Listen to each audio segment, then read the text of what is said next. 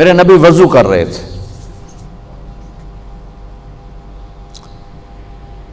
صحابہ نیچے سے پانی لے رہے تھے، زمین پر گرنے نہیں دے رہے تھے، کوئی ادھر لے رہا ہے، کوئی ادھر لے رہا ہے، آپس سے جو لڑائی بھی ہو رہی ہے، کوئی منہ تے مال رہا ہے، کوئی پی رہا ہے، کوئی ہتھاں تے، کوئی سینے تے.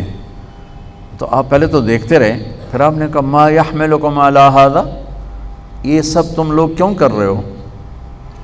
کہا جی حبا للہ ولرسولہ، کہا جی اللہ اس کے رسول کی محبت میں کر رہے ہیں. آپ نے فرمایا میں تمہیں بتاؤں سچی محبت کسے کہتے ہیں؟ میں تمہیں بتاؤں سچی محبت کسے کہتے ہیں؟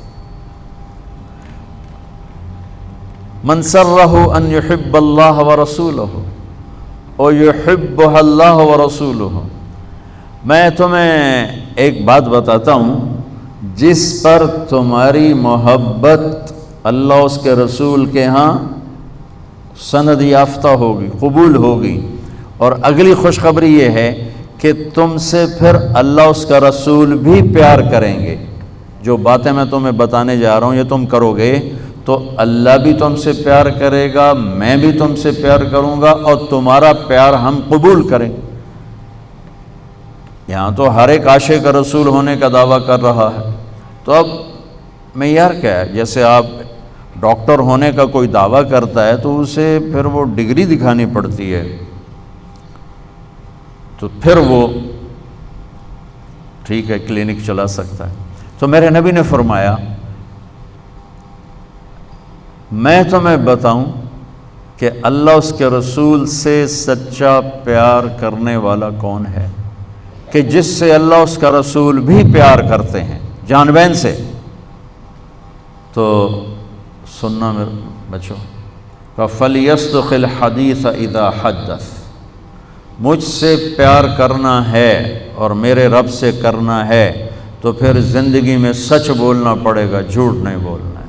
سچ بولنا پڑے گا، جھوٹ نہیں بولنا ہے، سچ بولنا پڑے گا.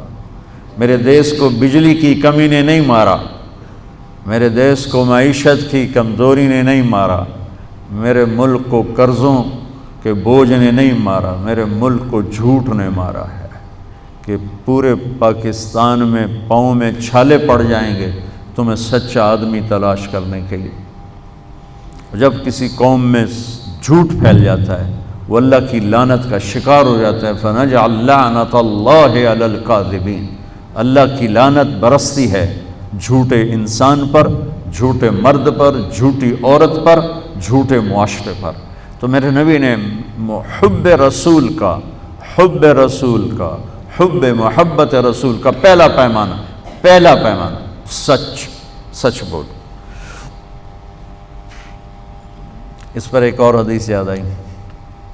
جب اللہ جنت میں اپنا دیدار کرائے گا نا، جنت کی سب سے بڑی نعمت ہے اللہ کی زیارت.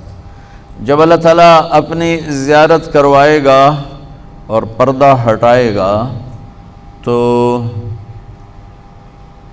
سب سے پہلے کیا الفاظ اللہ ارشاد فرمائے گا؟ مرحباً بالصادقین، میں اپنے سچے بندوں کو مرحبا کہتا ہوں. ایمان، نماز، روزہ، جہاد، تبلیغ، حج، زکوٰۃ، تہجد، عمرے، ذکر، تلاوتیں، یہ ساری نسبتیں اللہ کہتا میں اپنے نمازی بندوں کو مرحبا کہتا ہوں. یہ ہوں گے سارے نمازی ہوں گے، یہ ساری صفات والے ہوں گے، لیکن اللہ تعالیٰ جس صفت کو ہائی لائٹ کر کے ان کو ویلکم کرے گا وہ سچائی. میں اپنے سچے بندے بندیوں کو مرحبا کہتا ہوں.